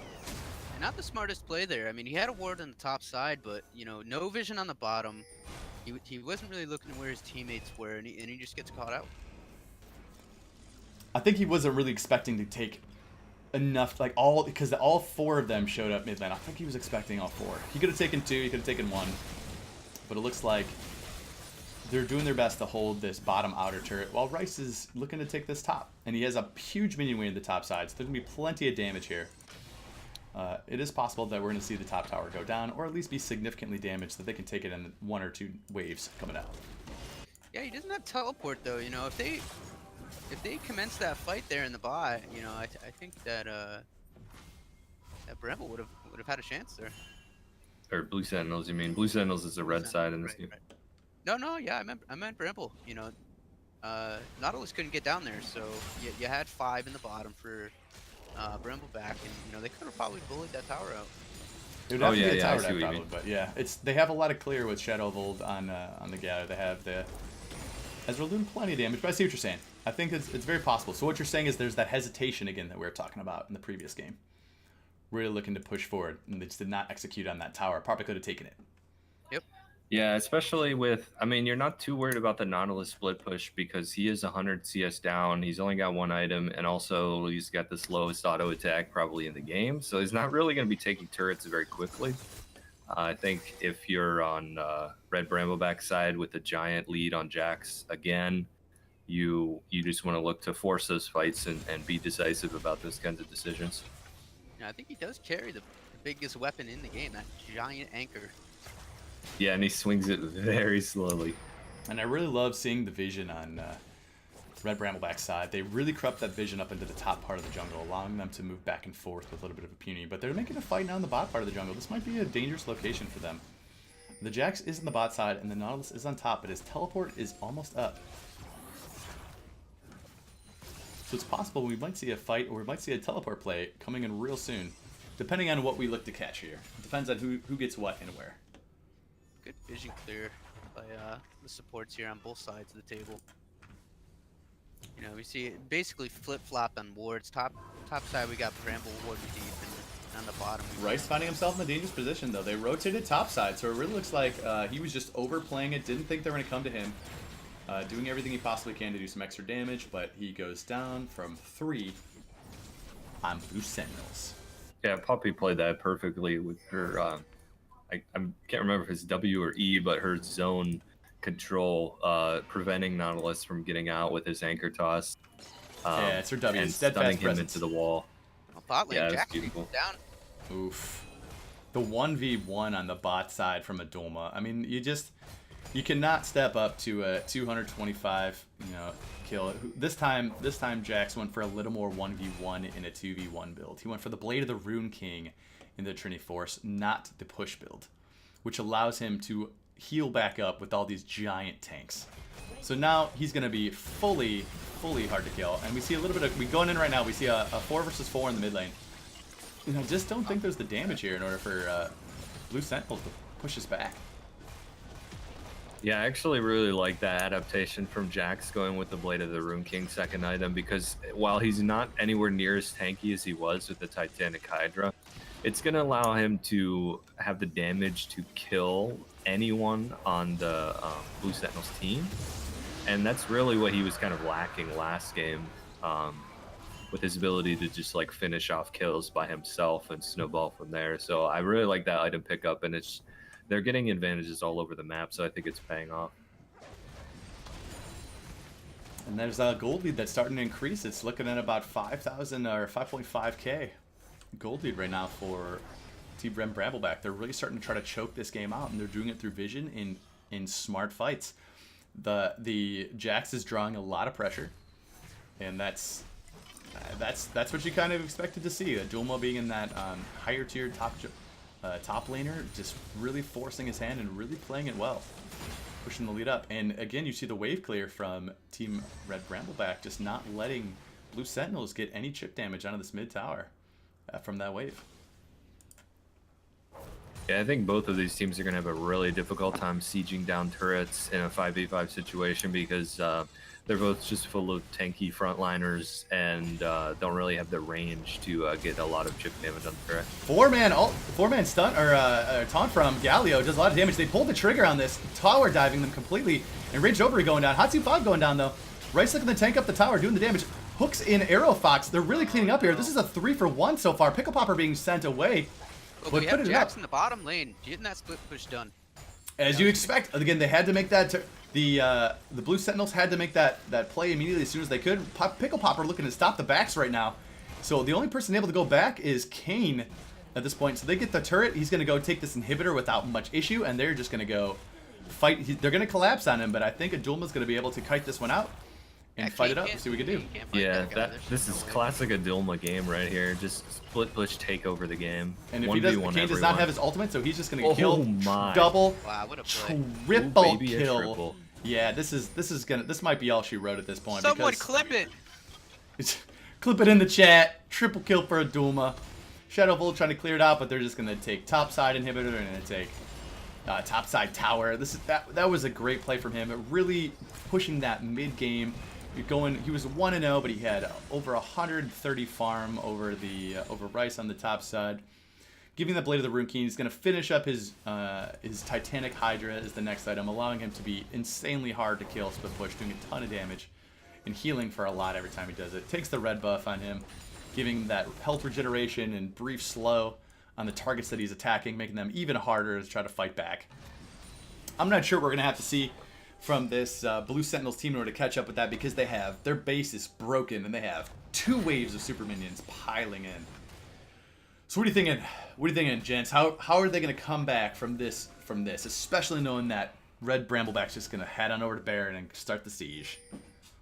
Yeah, Blue Sentinels has got to be in damage control mode right now. That said, as long as they can keep vision on the Baron area, they might be able to either sneak it when Red Brambleback is maybe sleeping, or they can potentially steal it and turn that into a winning team fight. Although it's gonna be very difficult for them to manage these bot and top waves with the inhibs missing and the super minions. So yeah, I'm surprised we don't see anybody pushing in that top lane there.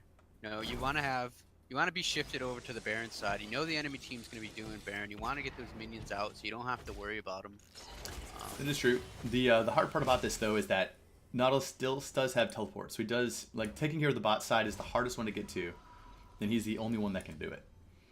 Because anyone Yeah, else, so does Jax. as soon as they I'd see like it, to it's see over. Jax just go bot lane and force the Blue Sentinels into a bad decision. Either you commit to trying to get the Baron, or you just commit to turtling in your base, but you can't do both. Yeah, I agree with that. Here they go. They're looking for a little bit of fight. Pickle Popper finds Quaz. If he gets the stun off here, he gets the slow. Colonel Paco looking to do a little bit of things. They use the disengage with the glacial, glacial fissure. Glacial fissure knocking him off. They stun with a wall, and Raged Overy gets the kill on Quaz. The throne, they're not done yet. And Raged Overy calls the let's kill this guy. Rice being all here by himself because they see everyone on the bot side trying to deal with these super minions. Rice getting to the wall, but there's just too much CC and too many slows knocking him down. He is very tanky, but it did. Adulma gets the kill on that, going with a 6-0. Super minions streaming into the base for both sides. So we're going to have a 3v5 to try to finish it up. Shadow Hold taunts him up under tower. This is a lot of damage going in. Here. Going in, the hero's entrance gets there. Counter Paco knocks him up against the wall there. They freeze the Cane, and Rage Over takes a final shot from the tower. Shadow Hold getting the kill. That's a mistake. Definitely a mistake on their part. However, it is still a 4 versus 4, and Adulma is in the area. They knock down both towers. He's falling low right now. If they can get the kill on this, they might be able to do it. But Quaz tries to flash. They do a bunch of damage, but they're protecting their hyper carry in the top lane, slowing using their exhaust to push them all back. Now they just have to defend their nexus from these super minions that are just knocking it down. So now we're gonna see what I like to consider the classic ending of the game, where they're just going to either go and they have this midway to deal with. They can either take this final inhibitor, or they can just reset, walk over to Baron, and just take it while they're trying to deal with their super minions in their base. But that was a great fight from Blue Sentinel to try to hold them off. Yeah, good job. I mean, Red Brambleback had the ability, or the possible ability, to end the game there, and Blue Sentinels was able to hold on, even though they did lose their Nexus turrets. But the game ain't over yet. I would have loved to see, so as Brambleback was leaving Sentinel's base, Zillion ulted Jax, and he had like no health. So I would have loved to see him just like turn around and jump back in with the Zillion ult on him. Yeah, but it looks like they're going to take this for free unless Kane can pull up a miracle steal. Doing his best. Doesn't see it. It's too late. Colonel Paco just going for it, going for the damage, just slamming him into the wall. Over the wall, super aggressive. Quaz with the perfect disengage from the Glacial Fissure. Hatsu 5 forced the flash because they see Pickle Popper in the wrong spot. Gets the bomb off on him. 3, 2, 1. Boom. Pickle Popper on a rampage with the 404 from the mid lane. 404. Kane not found. That's just the slight adjustments that Bramble made that really Unstoppable. helped them win this game here. Really so. I think they did a great job banning out the champs that they were expecting. Knowing that they're hyper carrying from Jax in the top side, taking advantage of the lane matchup between Adulma and Rice. Or originally Adulma and Athor, but now Adulma and Rice in this. So Adulma just walking in, doing everything they possibly can. Damage the Shadow of Old, open Nexus. There's nothing they can do. Not do nearly enough damage to do it. A lot of knock-ups, but we have to give it to them. The 1-1 series, Red Brambleback taking game number 2, match number 3 for the evening. Gotta give it up for him. GG's. You thought Yeah, you really about good the job, game. Brambleback, pulling back after a really disappointing, what I'm sure was disappointing loss in the first one, and tying it up 1-1. Yeah, absolutely. It's just Yum. just And the Galio with the most damage on the Sentinels team by far. Wow. He even did more damage than Jax there. That's wild. well, he was really doing. He had a lot of flash taunts. He did a lot of work afterwards. His combos were crisp and clean. They just did not have the lockdown to take care of the Adoma, who split pushed his way to victory in that game. So now we're going to get people in for some interviews. We need one from each team. We went 1-1 here. Let's see what we got. Yeah, who do we want to talk to? I'd like to see Enraged Overy's perspective on both of those games. Yeah, I'm going to take a quick look to see who we've got in the past. Who are see if we get some new faces, new names in here. Yeah, absolutely. Season 3, let's go. All right, so we got Brambleback and Sentinel, right? Yep. Wouldn't mind hearing from the supports. I also wouldn't mind hearing from Adolma. Probably That's have true. heard from him before. Yeah, we got I'm Adulma sure. in the last time. Adulma and Pickle Popper came in and talked about it. I think this time, let's see, who should we bring in? Both the supports, I think, will have a really interesting perspective on that bot lane. Yeah, absolutely. Let's see if we can't get Colonel Paco in here. I think for both sides. I don't think we had Quaz. Yeah, he wasn't in here yet. Let's get him in. Let's see if he's down to talk about it. So what can you remember from the first game that you want to talk about? Get some questions in order for our gents coming in. Questions for game 1 going to be going to Quaz. Question for game 2 going to Colonel Paco. Yeah. All right, so here we go. Let's get some questions ready for game 1 and game 2.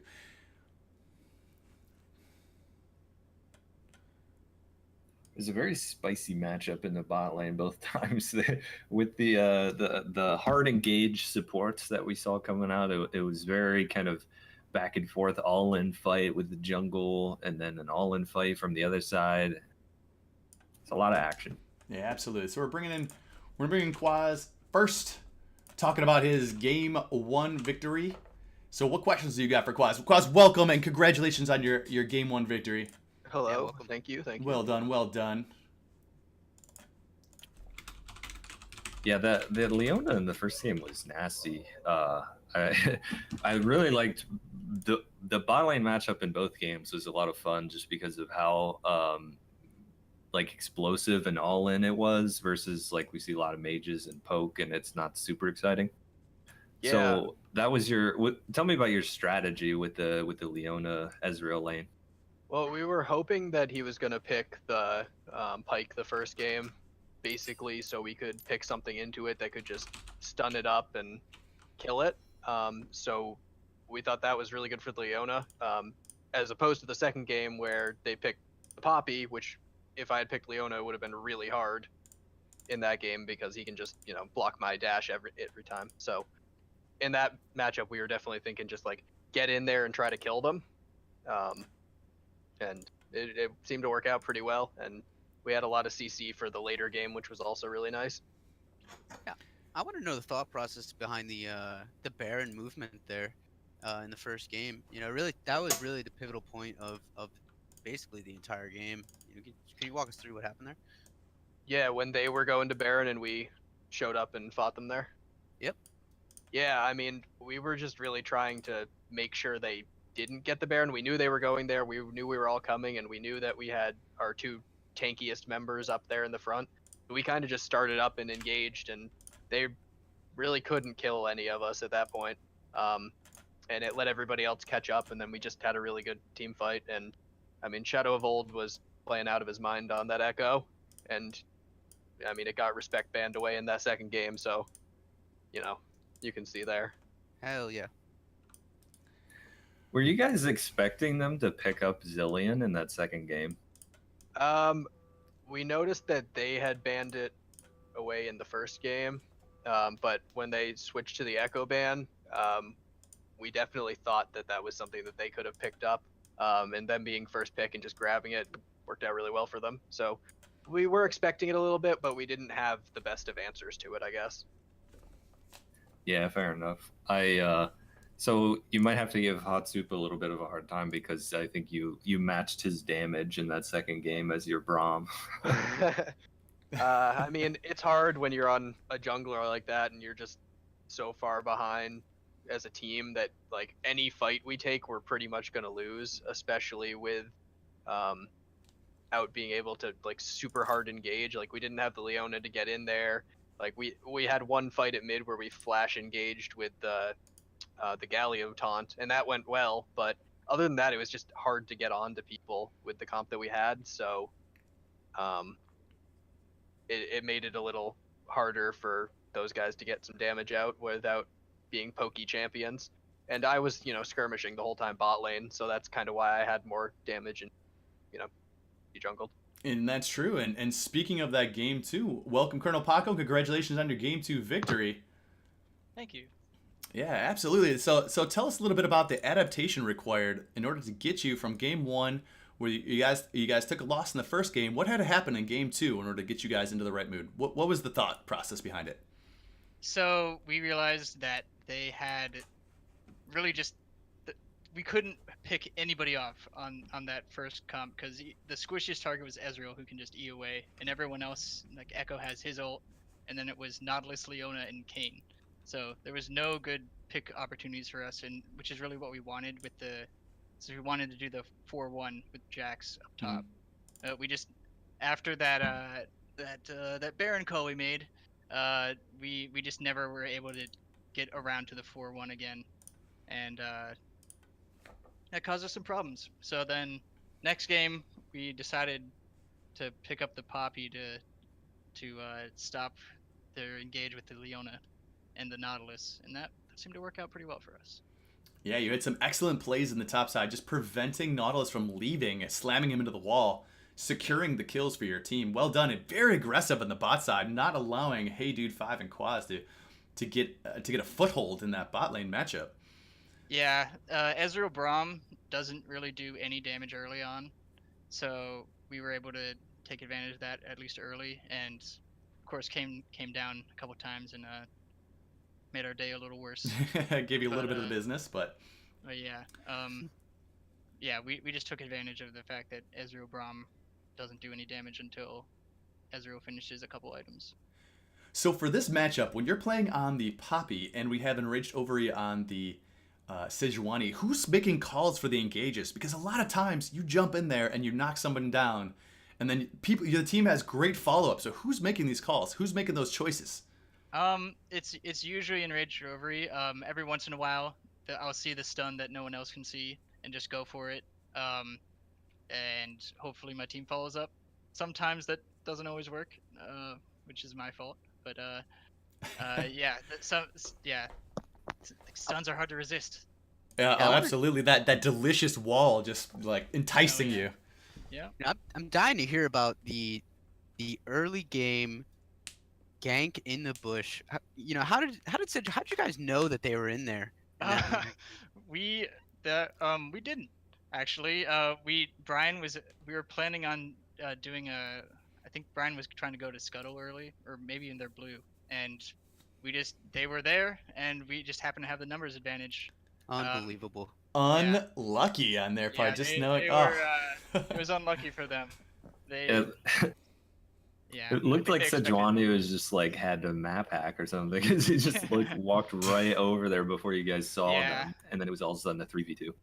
Yeah, it didn't go well for them. But Yeah. that was a very unexpected little play early on. You guys are geniuses! That's right. No, yeah, it was all calculated. My bad.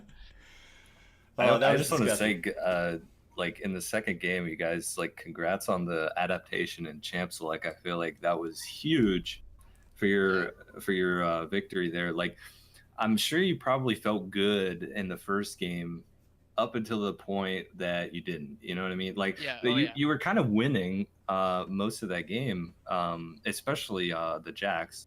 Yeah. And then just kind of like fell apart slowly. Yeah, so we were winning bot lane too. I think we got a double kill on them or around 5 minutes or so. I don't remember exactly. And that was great, but the problem was, I think they knew I was gonna pick Pyke, and they picked champions. There was no one on their team I could ever hook without just ruining my team. If I can't pull in the Nautilus, I can't pull in any of those guys. So they really made, so basically once the tanky targets actually got tanky, the Pyke I was worthless. I'd get CC'd one time and die instantly, because they had about 7 centuries of CC to put down. Yeah, both teams did. It was really funny to watch the fights. Yeah, I feel like as soon as you get hooked in or they're knocked in, you just have to like stand up and walk away from your keyboard because you're not going anywhere. And those sorts of fights are really tough for Pyke because I can't engage. If I get stunned in a team fight, I just die. So it was bad for us. We got the perspective from Quaz H on the Baron play. Could we get your perspective? What happened there? It seemed like there was a little bit of hesitation. Are you talking game 1? Yeah, game 1. Yeah. I think we bit off a little more than we could chew. We thought we took the tower mid lane, and then thought we could get over to the Baron and burst it down fast enough, but we just miscalculated a little bit. Fair enough. Yeah, fair enough. But I just want to say congratulations to both teams taking the 1-1. Love to see that. That's well-balanced games. Thank you for the excellent gameplay, showing us how to bring it to them, give them, Rekt in both teams and both matches. So say thank you once again.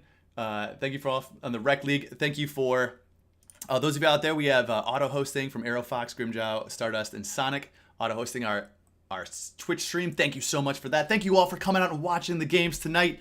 If you want, you can come see them back again on twitch.tv. We're going to be hosting, I believe it's going to be tomorrow, but that we might see an update for it, showing the off-stream game with Gromp versus Ocean. Going to be posting that, going to be doing the replay for that soon. So cheers to all of you out there. Thank you again. Check us out on YouTube. We're going to be posting the VODs on there. Check us out on Twitch. Pull us up on Instagram. Go everywhere for us. I really appreciate it. And thank you all for the games. We'll see you later this week for the replay. And we'll see you next week on the Rekt League.